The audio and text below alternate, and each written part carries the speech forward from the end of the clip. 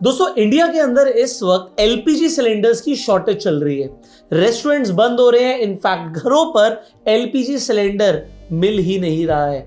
अगर आप अपने मदर से पूछेंगे, वाइफ से पूछेंगे, तो वो आपको बताएंगे कि एलपीजी सिलेंडर की बुकिंग तो 1 सेकंड में हो रही है, बट आपकी गैस एजेंसी बोल रही होगी कि 3 हफ्ते बाद सिलेंडर मिलेगा जी। क्या सच में एलपीजी सिलेंडर का अकाल आ गया इंडिया के अंदर? लोग लाइनों में लगे हुए हैं, बट एलपीजी की सप्लाई इंडिया में इस वक्त नहीं मिल रही है। अगर आप इसका इंपैक्ट समझें तो इस वक्त आपकी स्टॉक मार्केट भी गिरती जा रही है, रेस्टोरेंट्स बंद हो रहे हैं और घरों में अब इंडक्शन यूज करना पड़ रहा है, जिसका जो बिल है वो सिलेंडर से कई ज्यादा कॉस्ट कर रहा है। देखो, आज हम बोलते हैं कि क्रूड ऑयल बढ़ता जा रहा है, क्रूड ऑयल पहुंच गया जी आपका 100 के पार हो गया, 120 तक पहुंच गया। अरे जब ये 60 के आसपास चल रहा था तब भी आपका जो पेट्रोल है 100 के आसपास चल रहा था। अब सरकार बोल रही है कि पेट्रोल का प्राइस बढ़ाना पड़ेगा। तो जब 60 के आसपास चल रहा था ये प्राइस, मतलब डॉलर के अंदर, तो तब तो आपने 100 रुपए में बड़े मजे लिए, आपने टैक्स से पैसा कमाया। अब जब इसका प्राइस बढ़ रहा है तो सरकार प्राइस बढ़ाने की बात कर रही है, बट बात यहां पर यह है, क्या सरकार को प्राइस बढ़ाना चाहिए? क्या हमें इजराइल में जाके इस हिसाब से मोदी जी गले मिले हैं? क्या सच में इजराइल के साथ दोस्ती करनी थी और ईरान जिससे हम तेल लेते थे उसे हमने अपना दुश्मन बना लिया? क्या ये सही था? वेल, आज इस वीडियो में हम ये सब डिस्कस करने वाले हैं। रेस्टोरेंट्स बंद हो रहे हैं, एलपीजी की शॉर्टेज और स्टॉक मार्केट गिर रही है, आगे क्या होने वाला है ये सब हम समझेंगे। देखो, ये कहानी की शुरुआत होती है 28 फरवरी से। यूएस ने अटैक किया इजराइल के साथ, ईरान के ऊपर, और उनके जो सुप्रीम लीडर है वो मारे गए। उसके बाद ईरान जो है वो शांत नहीं बैठने वाला था। ईरान ने बदला लेना शुरू कर दिया, उसने गल्फ कंट्रीज पर अटैक करना शुरू कर दिया। और अब सबसे बड़ी धमकी कि 1 लीटर भी तेल आप स्ट्रेट ऑफ हॉर्मुज से लेके जाइए। देखो, स्ट्रेट ऑफ हॉर्मुज जो है वो दुनिया का सबसे बड़ा एनर्जी चोक पॉइंट है। अगर वो बंद हो गया, देखो ईरान ने उस रास्ते पर कंप्लीट कंट्रोल दिखा रखा है। उसने समुद्र के नीचे माइंस बिछा रखी हैं। अगर कोई शिप निकलेगी तो वो शिप को फोड़ देगा। अभी 2 मार्च तक ठीक चल रहा था, बट 2 मार्च के बाद वहां से कमर्शियल टैंकर्स का गुजरना जीरो हो गया है, क्योंकि इंश्योरेंस कंपनीज ने जो वॉर रिस्क कवर है उसे देने को मना कर दिया है। अब अगर वो कवर नहीं मिलेगा तो भाई पूरी की पूरी जो आपका शिप निकल रहा है उसके डूबने का खतरा है। अब इंडिया के भी 22 फ्लैग्ड ऑयल टैंकर्स वहीं फंस गए हैं। तो इंडिया में ऑयल और एलपीजी नहीं आ रहा है जिस रास्ते से आता था। गल्फ और ईरान से तो आना बंद हो गया। अब देखो इंडिया पर इंपैक्ट क्या पड़ रहा है।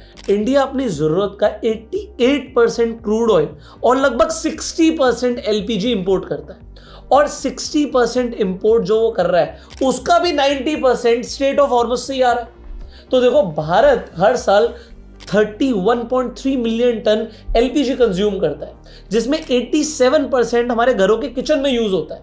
जो गवर्नमेंट की उज्ज्वला स्कीम है, उसके बाद देखो हुआ क्या है, जो गैस कंजम्पशन है वो इंडिया के अंदर पिछले 10 सालों में डबल हो चुकी है।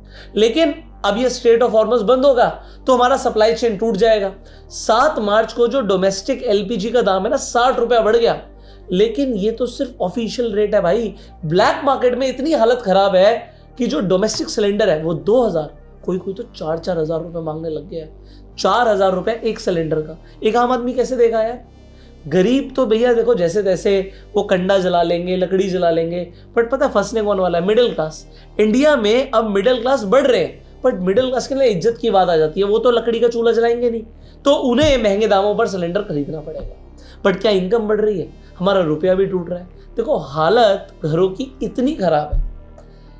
गवर्नमेंट ने natural gas supply regulation order अभी पास किया 2026 का। इसके तहत जो डोमेस्टिक गैस है उसे प्रायोरिटी सेक्टर 1 में रखा जाएगा, यानी जो सप्लाई आएगी वो पहले घरों में जाएगी। तो कमर्शियल यूजर्स का क्या होगा?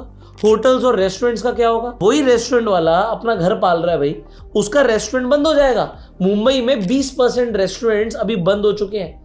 जो आइकॉनिक ईटर्स है जैसे पंचम पुरी वाला, उसने अपना 80% मेन्यू रिड्यूस कर दिया है। हैदराबाद में लोग बिरयानी जॉइंट जो है ना वो खाना अब लकड़ी से बना रहे हैं। सिर्फ खाने की बात नहीं है, अगर आप टाइल समझते हो ना, घरों में टाइल लगती है। गुजरात में एक जगह है मोरबी, वहां की इंडस्ट्रीज जो है 650 में से 170 फैक्ट्री बंद है। 1 लाख लोग इमीडिएटली बेरोजगार हो चुके हैं और 1 करोड़ लोगों की जॉब का खतरा इस वक्त मंडरा रहा है। लेकिन दोस्तों, गैस की सिर्फ बात नहीं है। जब हम एनर्जी की बात करते हैं तो इसका इंपैक्ट हमारी पॉकेट पे भी पड़ता है, और इसीलिए स्टॉक मार्केट गिरती जा रही है। अब हाल तो देखो, स्टॉक मार्केट इतनी ज्यादा गिर रही है। अब ये स्टॉक मार्केट क्यों गिर रही है? बड़ा सिंपल सा रीजन है। स्टॉक मार्केट में वही डर जो अभी तक था ना कि क्रूड ऑयल का दाम बढ़ेगा, इस वजह से मार्केट डूब जाएगी, तो वही हुआ है। जो ब्रेंट क्रूड ऑयल आपको 66 के रेट पर दिखता था, यार इसने हाई मार दिया लगभग 120 का। आप देखो, $1 तेल बढ़ने से हमारा इंपोर्ट बिल 16,000 करोड़ से बढ़ जाता है। इसीलिए पिछले 4 दिनों के अंदर सेंसेक्स 3,000 पॉइंट से ज्यादा टूट गया। इन्वेस्टर्स का 14 लाख करोड़ मिट्टी हो गया। इंडियन रुपी ने अपना रिकॉर्ड लो बना दिया है 92.35 का।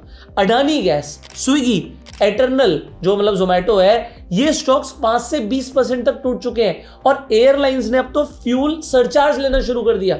आप डोमेस्टिक ट्रेवल करोगे ना, 400 रुपए एक्स्ट्रा देना पड़ेगा, 399। और इंटरनेशनल फ्लाइट्स पर 10 से लेकर 90% तक का सरचार्ज लग रहा है। और देखो, जो लोग शादियों की बात करते थे ना, अभी तो वो गोल्ड को देख रहे हैं। गोल्ड को सेफ हेवन माना जाता है और वो नीचे आने का नाम नहीं ले रहा। ये मैं आपको दिखाता हूँ। दोस्तों, अगर हम गोल्ड की बात करें ना यार, गोल्ड नीचे आने का नाम नहीं ले रहा है, उल्टा स्ट्रॉन्ग खड़ा हुआ है। क्योंकि अगर मार्केट गिरेगी तो गोल्ड आपको दिखता है कि या तो गोल्ड ऊपर जाता है या गोल्ड स्टेबल रहता है। इसीलिए आपको अपने पोर्टफोलियो में गोल्ड रखना चाहिए। इस वक्त लोग गोल्ड की ट्रेडिंग भी बहुत ज्यादा कर रहे हैं, क्योंकि गोल्ड भी वॉलेटाइल तो हो चुका है। अगर आप देखोगे, अभी जो ये रिसेंट हाई था ये 28 जनवरी का, उसके बाद गोल्ड ने एक लो लगाया था, लगभग 20% गिर गया। अब ये 20% गोल्ड का गिरना कोई आम बात नहीं है। इनफैक्ट अगर आप देखोगे, अपने बॉटम से फिर से गोल्ड ने जो हाई मारा वो 25% का मारा। अब हम ये बात कर रहे हैं यार ऑलमोस्ट फरवरी के स्टार्टिंग से लेके मार्च तक। आपको सिर्फ 30-40 दिनों के अंदर दिख रहा है यार गोल्ड 20% गिर गया, 25% बढ़ गया। ऐसा वॉलेटिलिटी ये बहुत रेयर होता है कि मार्केट इतना ज्यादा वॉलेटिलिटी दिखाए। अब अगर आप गोल्ड में ट्रेडिंग करना चाहते हैं, आप शार्क एक्सचेंज के प्लेटफॉर्म पर जाके कर सकते हैं। सबसे बड़ा फायदा, जो आप ये PXG देख रहे हैं, ये गोल्ड ही है। ये 24/7 मार्केट खुली है, सैटरडे संडे भी बंद नहीं होती। और आपको शार्क एक्सचेंज पर यहां पर देखो, आपको जो लेवरेज मिल रही है 40x की मिल रही है। मतलब अगर आपके पास 1,000 रुपए है तो आप 40,000 रुपए का ट्रेड कर सकते हो शार्क एक्सचेंज के ऊपर। अब shark exchange FIU registered platform भी है, और इस पर जाके आप गोल्ड तो ट्रेड कर ही सकते हो। गोल्ड के साथ साथ यहाँ पे PXG और XAU, ये दोनों गोल्ड ही है। दोनों ऑप्शंस यहाँ पर आपके अवेलेबल हैं गोल्ड को ट्रेड करने के लिए। इनफैक्ट इसमें आप आर्बिट्राज ट्रेड भी कर सकते हो। कैसे? आप यहाँ पर देखो, XAU का भाव क्या है, 5182, ठीक है, और PXG का क्या है, 5182, एग्जैक्टली सेम है। बट ये भाव जो है ये ऊपर नीचे होता है, कभी PXG बढ़ जाता है, कभी XAU बढ़ जाता है। तो आपको एक सिंपल सी स्ट्रैटेजी दे रहा हूं, जो बढ़ जाए, अगर PXG महंगा है उसे शॉर्ट मार दो और XAU को लॉन्ग करके बैठ जाओ। अभी मैं आपको एग्जैक्टली यही दिखा रहा हूं। अभी हमने लास्ट वीडियो बनाई थी तो उसमें PXG महंगा था, बट एनीवेज अभी आप देखो 5180 अप्रॉक्सीमेटली, और यहां पर देखो ऑलमोस्ट सेम 5183, मतलब $1-2 का फर्क है।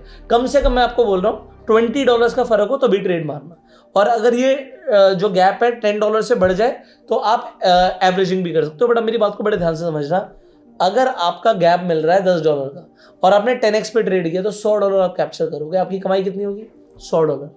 और कोई अनलिमिटेड नुकसान नहीं हो सकता इसमें, क्योंकि आप गोल्ड लेके गोल्ड बेच रहे हो। ये बड़ी जबरदस्त स्ट्रैटेजी है। सो मैं आपको एक सिंपल सा तरीका जो बता रहा हूँ इसे समझो। अब फॉर एग्जांपल आप यहाँ पे प्राइस देखते हो, XAU का चल रहा है 5181। देखो ये भी मैं आपको एग्जाम्पल के लिए ट्रेड करके दिखा रहा हूँ। आपको रियल में जब ट्रेड करना है तभी करना है, कम से कम $10 का डिफरेंस हो।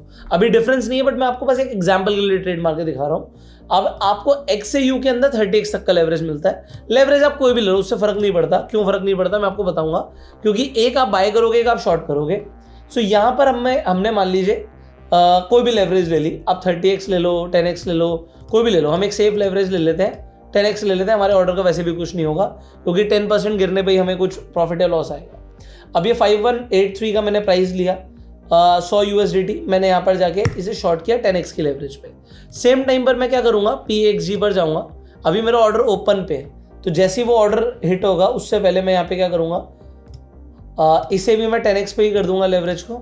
सेम हमने 10x पे ही ट्रेड मारा था, और यहाँ पर हम $100 ही रखेंगे। ये हम मार्केट पे ले लेंगे जैसे ही हमारा वो ऑर्डर हिट होता है। बाई चांस मान लो अभी वो हिट नहीं हो रहा, प्राइस नीचे आ गया, तो आप इसे, अभी के लिए मैं आपको बस करके दिखा रहा हूँ कि आप एडिट भी कर सकते हो यहाँ पर, किस तरीके से ट्रेड करना है ये मैं आपको दिखा रहा हूँ। सो जैसे ही हमारा यहाँ पे ट्रेड हिट होगा, हम यहाँ पर भी एक ट्रेड ले लेंगे, बट आपको कब मारना है, जब आपको डिफरेंस दिखे। अगर डिफरेंस नहीं दिख रहा तो नहीं मारना है, ठीक है, थोड़ा सा ध्यान रखना। अभी के लिए बस मैं आपको ऑर्डर लेकर दिखा रहा हूँ कि ऑर्डर इस तरीके से जाएगा, ठीक है। ये मेरे पास आ गया तो मैं इसे भी यहाँ पर बाय मार दूंगा। ये लो, मेरे पास 2 ऑर्डर हो जाएंगे, ये 2 पोजीशन हो गई। सो अब होने क्या वाला है, अगर यहाँ से प्राइस मूव होगा तो एक जगह मुझे प्रॉफिट आएगा, एक जगह मुझे लॉस आएगा, बट एक डिफरेंस देख के ही ट्रेड मारना। अगर $10 से ज्यादा का डिफरेंस दिख रहा है, ये तो बहुत ही बढ़िया है, मतलब it is a very golden opportunity. तो अभी मैंने क्या किया, अभी मैंने जानबूझकर एक छोटी सी पोजीशन ले ली है। यहाँ पर होना कुछ भी नहीं है, बट एक इंपॉर्टेंट चीज है, ये ऑटो टॉपअप को ऑन कर दीजिएगा। ऑटो टॉपअप को क्यों ऑन कर रहे हैं कि बाई चांस अगर एक मूव आ भी जाए, एक तरफ मुझे प्रॉफिट आ रहा होगा, एक तरफ लॉस आ रहा होगा, तो मेरी पोजीशन कटनी नहीं चाहिए। तो अगर आपके पास फंड है तो कटेगा नहीं। अब इन ट्रेड्स में मेरा देखिए बराबर मार्जिन लगा, $9.8 सो ये बिल्कुल बराबर है। अब एक तरफ प्रॉफिट आएगा तो दूसरी तरफ लॉस आएगा, वो कंपनसेट हो जाएगा, कोई फर्क नहीं पड़ता। सो ये आपको मैंने एक ट्रेड लेकर दिखाया है जो कि आप शार्क एक्सचेंज पर कर सकते हो। शार्क एक्सचेंज पर आप गोल्ड ही क्यों, बिटकॉइन, आपको सारे कॉइन्स यहाँ पर दिख रहे हैं, उनमें आप ट्रेडिंग कर सकते हो। फ्यूचर्स में भी ट्रेड कर सकते हो, ऑप्शंस में भी ट्रेड कर सकते हो। और सबसे बड़ा की फीचर जो है वो मैं आपको बता देता हूँ शार्क एक्सचेंज का क्या है।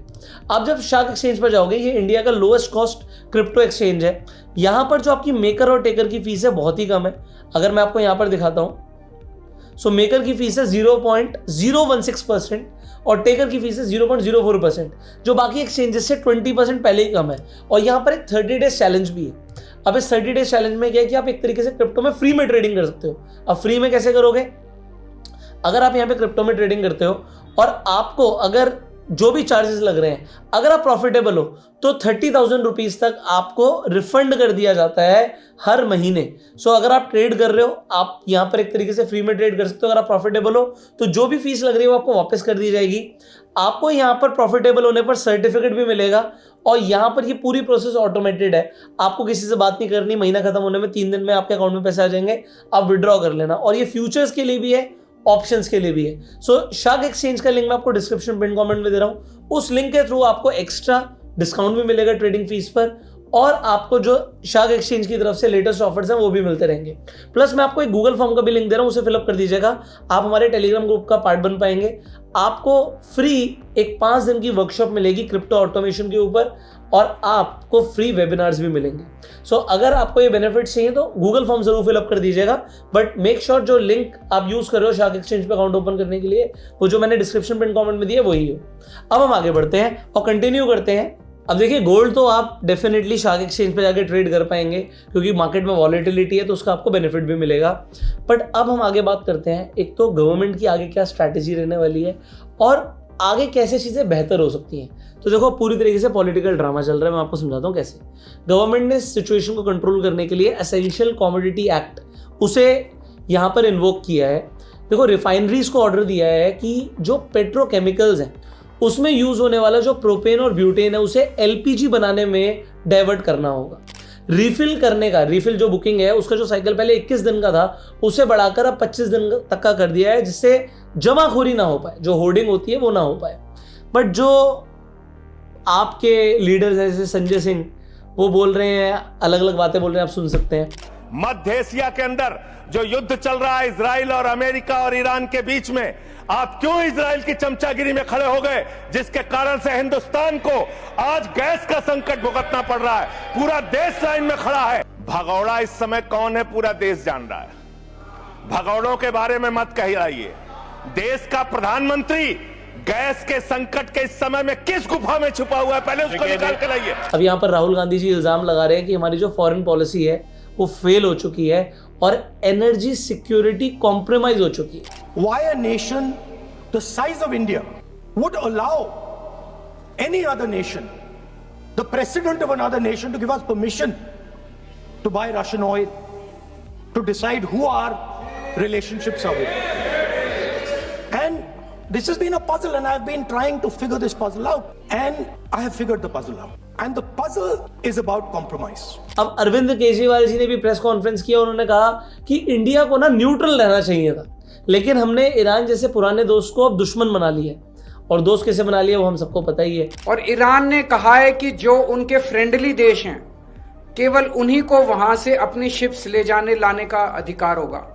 तो जैसे रशिया, चाइना, केवल उनके शिप्स को अलाउ किया जा रहा है। इंडिया ने सबसे बड़ी, प्रधानमंत्री मोदी जी ने सबसे बड़ी गलती जो की है वो ये है, किसी भी युद्ध के अंदर जब हमारा कोई स्टेक ही नहीं है, हमें किसी भी का पक्ष का साथ नहीं देना चाहिए था, हमें न्यूट्रल रहना चाहिए था। नॉन अलाइंड पॉलिसी भारत की विदेश नीति पिछले 75 साल से चली आ रही थी, जिसको प्रधानमंत्री ने चंद दिनों के अंदर डिमोलिश कर दिया। तो ये अच्छा है बुरा है, ये आप लोग कमेंट्स में बताइएगा। बट क्या हम वाकई में हेल्पलेस है? क्या दुनिया के जो बाकी देश हैं वो भी अब लाइनों में खड़े हुए हैं? देखो, अब रियलिटी चेक मैं आपको देता हूं यहां पर कि इंडिया में क्या चल रहा है और वर्ल्ड में क्या चल रहा है। देखो, सच तो ये है कि इंडिया इस वक्त अकेला नहीं है, बट जो हमें चोट लग रही है ना यार, वो बहुत गहरी है। इंडिया बहुत बड़ा है, हमारी इकॉनमी भी बड़ी है। हमारे पड़ोसी देश देख लो, पाकिस्तान और बांग्लादेश, हालत तो उनकी भी बहुत खराब है। उनसे हम बेहतर हालत में, क्योंकि हमारे पास फाइनेंशियल बफर्स हैं। देखिए, पाकिस्तान में इस वक्त स्कूल्स बंद कर दिए गए हैं और 4 डे वर्क वीक लागू है। मतलब आप सिर्फ काम पर 4 दिन जाएंगे एक हफ्ते के अंदर, क्योंकि भाई एनर्जी क्राइसिस से पाकिस्तान गुजर रहा है। आइंदा 2 माह के लिए सरकारी महकमों की गाड़ियों को मिलने वाले तेल में 50% फिल फॉर कटौती की जा रही है। सरकारी और निजी शोबे में इंतहाई जरूरी सर्विसेज को छोड़कर, यानी एसेंशियल सर्विसेज को छोड़कर, बाकी तमाम जगहों पर 50% स्टाफ घर से काम करेगा, यानी वर्क फ्रॉम होम। हफ्ते में सिर्फ 4 दिन दफातर खुलेंगे। तेल की बचत के लिए हफ्ते में 1 इजाफी छुट्टी दी जा रही है। और बांग्लादेश में भी वही हालत है। ऑयल गैस क्राइसिस का इम्पैक्ट बांग्लादेश पर भी पड़ा है। बांग्लादेश अपनी एनर्जी रिक्वायरमेंट का 95% इंपोर्ट करता है। सऊदी अरब यूएई से ऑयल खरीदता है, लेकिन ईरान जंग के बाद से ये सप्लाई चेन रुक गई है, जिससे बांग्लादेश में ऑयल स्टॉक खत्म होने की कगार पर आ गया है। तारिक रहमान सरकार ने यूनिवर्सिटीज को ईद तक बंद करने का ऐलान किया है। 4 सरकारी फर्टिलाइजर प्लांट्स बंद कर दिए गए हैं। बाइक के लिए एक बार में 2 लीटर और कार के लिए एक बार में ज्यादा से ज्यादा 10 लीटर पेट्रोल देने का नियम बनाया है। बट अगर आप साउथ कोरिया और जापान की बात करो ना, वो देश इतने परेशान नहीं है, क्योंकि उनके पास ना स्ट्रैटेजिक ऑयल रिजर्व्स होते हैं। महीनों तक वो देश चला सकते हैं अपना। देखो, इंडिया के पास भी रिजर्व्स हैं, बट अभी देखो, 1 हफ्ते की सप्लाई रोकने पर लाइनें लग गई। अब आगे क्या होगा? हमारा सिस्टम जो है ना, इस वक्त काफ़ी कमज़ोर दिख रहा है भाई। मतलब इंडिया की स्टॉक मार्केट भी यही बता रही है कि एनर्जी क्राइसिस से हमारा देश गुजर रहा है, जो हमारी इकॉनमी के लिए भी अच्छा नहीं है। दोस्तों, मुझे लगता है ना, ये जो जंग करा रहा है ना यूएस, इसमें यूएस का ना बहुत बड़ा फायदा है। कैसे, मैं आपको समझाता हूँ। एक तरफ देखो, चाइना ने ना अभी क्या किया है, चाइना ने अपने जो फ्यूल एक्सपोर्ट्स हैं उन्हें इमीडिएटली बैन कर दिए। जैसे पहले सिल्वर बैन करी थी ना, सिल्वर बैन करते ही सिल्वर का प्राइस आपको दिखा था स्काई रॉकेट हो गया था। जैसे ही चाइना ने ऑर्डर किया है कि इमीडिएट बैन कर देगा, वो जो मार्च में ही, ये महीने में ही जो फ्यूल एक्सपोर्ट्स हो रहे हैं उन्हें बैन कर देगा कि भैया हमारा तेल तो हमें मिलना चाहिए। मतलब जैसे इंडिया रिफाइन करके एक्सपोर्ट करता है ना, ऐसे चाइना भी रिफाइन करके एक्सपोर्ट करता है। बट चाइना ने बैन कर दिया। क्या इंडिया को बैन करना चाहिए? सोचो जरा। बट क्या इंडिया बैन करेगा? मुझे नहीं पता। दूसरी चीज, जैसे मैं बता रहा था कि यूएस का फायदा होगा। अब यूएस का फायदा कैसे होगा, इसे एक बार डिटेल में समझो। यूएस ने अभी हाल ही में वेनेजुएला पे अटैक किया। यूएस खुद ऑयल प्रोड्यूस करता है, यूएस में ऑयल की कोई कमी नहीं है। इसके साथ साथ वेनेजुएला का जो ऑयल है उस पर किसका कंट्रोल है? अब यूएस का कंट्रोल है। अब देखो, यूएस के पास अपना ऑयल है, वेनेजुएला का ऑयल है, और उसने क्या किया, गल्फ कंट्रीज का पैसेज ही बंद कर दिया। ये यूएस की सोची समझी चाल है दोस्तों। उसने पैसेज बंद कर दिया गल्फ कंट्रीज के ऑयल का, ईरान के ऑयल का। ईरान और गल्फ का ऑयल मिलेगा नहीं, और रेट बढ़ गए हैं ऑयल के। आप खुद देख रहे हो कि भाई क्रूड ऑयल का प्राइस कहां जा रहा है। तो ये जो क्रूड ऑयल का प्राइस बढ़ रहा है, ये बढ़े हुए महंगे दामों पर तेल कौन बेच रहा है? यूएस। और रशिया पर सैंक्शंस लगा रखे हैं। ऑल्दो अलाउ किया कि इंडिया भी खरीद सकता है अभी की सिचुएशन में रशिया से, बट ज़्यादातर तो तेल इंडिया अब यूएस से खरीदेगा महंगे दामों पर। तो यूएस की चांदी चांदी है। ये वॉर हो सकता है इमीडिएटली यूएस भी ना चाहे कि रुके। जब तक वो तेल सप्लाई कर सकता है, गल्फ कंट्रीज को नुकसान होता चला जाएगा, ईरान को नुकसान होता चला जाएगा, ये आपस में परेशान होते चले जाएंगे, और यूएस नोट छापता चला जाएगा। और इंडिया और चाइना, क्योंकि गल्फ से और ईरान से ऑयल ले रहे थे, ये भी परेशान होते चले जाएंगे, और इन्हें हार के यूएस के सामने झुकना पड़ेगा। अभी डोनाल्ड ट्रंप अप्रैल में जा रहे हैं चाइना, वहाँ पर जाके जो चाइना ने अभी जैसे फ्यूल पर एक्सपोर्ट पर बैन लगाया, इसने रेयर अर्थ मेटल्स पर भी बैन लगा रखा है। वो बैन अपलिफ्ट कराने की बात करेगा यूएस कि और हमारे फेवर में ट्रेड डील करो। इंडिया और चाइना को यूएस के सामने झुकना पड़ रहा है और ये दुनिया को दिख रहा है, और तब भी सब यूएस को अपना दोस्त मान रहे हैं, जबकि यूएस सिर्फ और सिर्फ पैसे के सामने अंधा है। अब बात आती है कि भाई इसका सोल्यूशन क्या है। सोल्यूशन होना चाहिए डाइवर्सिफिकेशन ऑफ रूट। 90% जो हम इंपोर्ट कर रहे हैं स्ट्रेट ऑफ हॉर्मुज के रास्ते से, उसके ऑल्टरनेट्स निकालने पड़ेंगे। देखो, रशिया से भी तेल लेना पड़ेगा, यूएस से भी लेना पड़ेगा, और डिलीवरी को फास्ट करना पड़ेगा। यहां पर आपको समझना पड़ेगा एनर्जी ट्रांजिशन को। एनर्जी ट्रांजिशन की भी इस वक्त बहुत ज़्यादा ज़रूरत है, क्योंकि इंडिया जो है वो फॉसिल फ्यूल्स के ऊपर ही डिपेंडेंट है। हमें सोलर की तरफ बढ़ना पड़ेगा, इनफैक्ट ग्रीन हाइड्रोजन को भी अपनाना पड़ेगा। अगर हम एनर्जी ट्रांजिशन के फेस में नहीं जाते हैं तो भी हमारे लिए ये देखो ना क्या हमारी इकोनॉमी पर क्या इम्पैक्ट पड़ रहा है इसका। इसके साथ साथ हमें देखना पड़ेगा जो हमारे स्ट्रेटेजिक रिजर्व्स हैं, इंडिया को अपने ऑयल और गैस रिजर्व्स की कैपेसिटी 30 दिन से बढ़ाकर कम से कम 90 डेज की करनी पड़ेगी। अभी के लिए तो 30 डेज की है, और स्ट्रिक्ट एक्शन लेना पड़ेगा ब्लैक मार्केटिंग की तरफ। देखो, जब गवर्नमेंट जमाखोरों का धंधा चलने नहीं देगी तो ही गरीब लोग ऐसे लाइन में परेशान नहीं होंगे। अभी क्या है, ब्लैक मार्केटिंग की वजह से, जमाखोरी की वजह से लोग ज्यादा परेशान हो रहे हैं। देखो, हमें ईरान के साथ ना अपने रिश्ते दोबारा से दुरुस्त करने की जरूरत है, क्योंकि जिन शिप्स के ऊपर इंडिया का झंडा लगा हुआ है ना, कम से कम ईरान को उन शिप्स को तो पास करने देना चाहिए था। बट अगर हमारे रिश्ते अच्छे होते तभी हो पाता। अभी रिश्ते बिगड़ रहे हैं, इसलिए इंडियन शिप्स भी फंसी पड़ी है भाई। हम विश्व गुरु बनना चाहते हैं, और एक तरफ देखो हमारे जो देश के लोग हैं वो दाल रोटी के लिए ये विदेशी जंगों के गुलाम हो गए हैं। जो जंग चल रही है इसकी हम गुलामी तो हो गए, हम फंस गए हैं। अब आपको क्या लगता है, क्या हमें जो इलेक्ट्रिक स्टोव्स हैं या इंडक्शंस हैं इन पर पूरी तरीके से शिफ्ट हो जाना चाहिए? बट आप मुझे बताओ, क्या उसमें कुछ कॉस्ट डिफरेंस आता है? क्या जो इंडक्शन है वो गैस से सस्ता पड़ता है, महंगा पड़ता है? या मुझे कमेंट्स में जरूर बताइएगा। फाइनली, अगर आप गोल्ड में ट्रेडिंग करना चाहते हैं, क्रिप्टो में ट्रेडिंग करना चाहते हैं, तो आप शार्क एक्सचेंज के प्लेटफॉर्म पर जाके कर सकते हैं। और जो 30 डेज चैलेंज है कि आप फ्री में क्रिप्टो को ट्रेड कर पाए, तो इसके लिए आप जरूर ट्राई करना। अगर आप क्रिप्टो में ट्रेडिंग कर रहे हो तो एक तरीके से आपकी फीस बचेगी, और जो पैसा बच रहा है पेनी सेव्ड इज पेनी अर्न्ड, तो आपको फायदा ही होगा और आपको सर्टिफिकेट भी मिलेगा। तो शार्क एक्सचेंज का लिंक डिस्क्रिप्शन और पिन कमेंट में है, प्लस गूगल फॉर्म को फिलअप जरूर कीजिएगा। फाइनली, जैसे मैंने बोला कि इंडक्शन महंगा है या एलपीजी का आपका सिलेंडर सस्ता है, आप कमेंट करके जरूर बताइएगा। And share this video to spread the awareness.